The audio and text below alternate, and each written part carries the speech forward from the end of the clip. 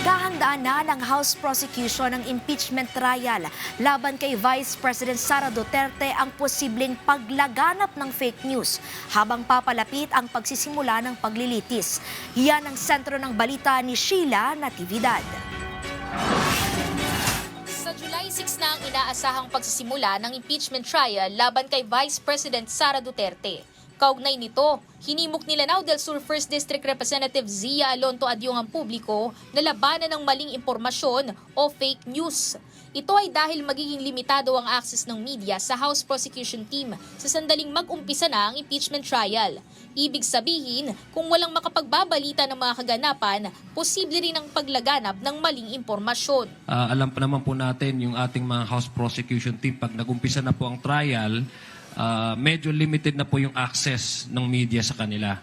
So the way to update the public and engage with the media para makapagbigay po tayo ng hindi lang po accurate information but truthful information. Lumalabas din kasi sa isang pananaliksik na 46% ng mga sinurvey na Pilipino ay kulang ang kaalaman sa kung ano-anong ebidensyang saklaw ng nakaambang impeachment laban kay Vice President Duterte. Ayon din sa isang political scientist, posibleng may kinalaman sa kakulangan ng kaalaman ng mga Pinoy hinggil sa impeachment ang paglaganap ng maling impormasyon. Beginning with the House impeachment proceedings hanggang ngayon na nag-convene yung impeachment court, lumalangoy sa mga fake news yung ating mga kababayan in almost all platforms. And this is a challenge not only for the House prosecution team but also the Senate as an impeachment court.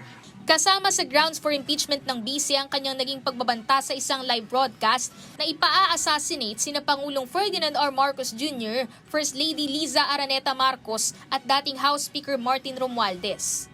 Kasali rin ang umano'y korupsyon dahil sa irregularidad sa confidential funds na aabot sa 500 million pesos sa ilalim ng Office of the Vice President habang nasa 112.5 million pesos naman noong siya ay kalihim ng Department of Education.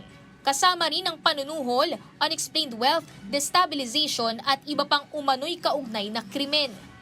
Kaya naman ayon kay Adyong, ang 11-member House Prosecution Panel para sa impeachment kasama ang spokesperson nito, nakahanda ring baliin ang hindi tamang naratibo sa pamamagitan ng pagsasagawa ng regular na press briefings para tiyaking magiging maalam ang publiko.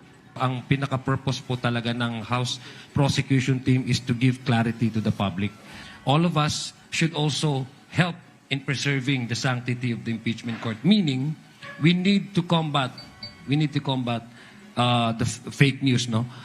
Dagdag pa ng tagapagsalita ng House Prosecution Panel, ang mga impormasyong ilalahad sa isasagawang press briefing ay sila mismo sa panel ang magiging source.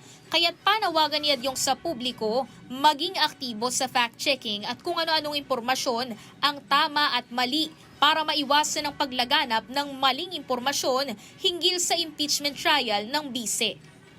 Sheila Natividad, para sa Pambansang TV sa Bagong Pilipinas.